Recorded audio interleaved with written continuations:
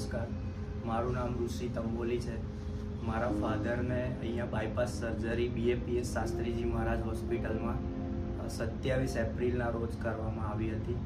તેમને તકલીફમાં એવું હતું કે શ્વાસ લેવામાં તકલીફ થતી હતી. એમને ઘણા દિવસથી તાવ આવતો હતો, શરદી હતી.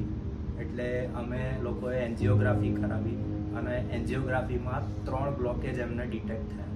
તો ડૉક્ટરે 1 અઠવાડિયામાં બાયપાસ સર્જરી કરવાનું સૂચન કર્યું હતું. તો અમે લોકોએ બાયપાસ સર્જરી અહીંયા BAPS શાસ્ત્રીજી મહારાજ હોસ્પિટલમાં કરાવી અને સંદીપ સોમાન સરે ઘણો સપોર્ટ કર્યો અને એમના લીધે જ, એમના કારણે જ આ સર્જરી સફળ બની હતી. અને અહીંયાના જે ડૉક્ટર સ્ટાફ છે, નર્સિંગ સ્ટાફ છે અને કર્મચારીઓ છે, બધા સ્ટાફે અમને અમારી સાથે સારો સપોર્ટ કર્યો અને સારો વ્યવહાર કર્યો. અને અહીંયા આવીને એવું લાગે છે કે હોસ્પિટલ છે જ નહીં. અહીંનું વાતાવરણ ખૂબ સરસ છે. સવાર સાંજ આરતી કરવામાં આવે છે, ભક્તિમય વાતાવરણ હોય છે.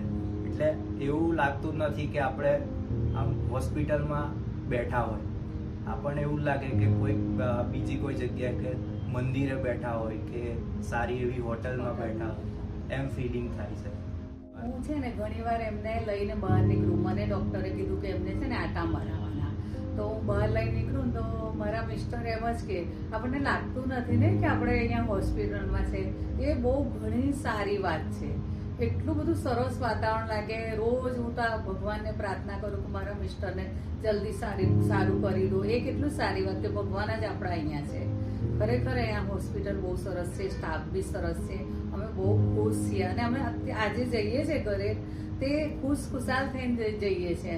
અમને સરે કીધું, નિર્મિત સરે કીધેલું અમને કે તમને હસતા મોઢે, તમે રડતા મોઢે આવ્યા છો ને તો આ હોસ્પિટલમાંથી તમને હસતા મોઢે અમે મોકલીશું. તો નિર્મિત સરની વાત સાચી પડી.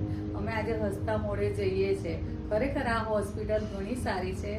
કોઈને બી કોઈ બી તકલીફ હોય તો અહીંયા આવે તો ઘણું સારું છે. ખરેખર સારું થઈ જશે. બસ, થેન્ક યુ. જય શ્રી કૃષ્ણ.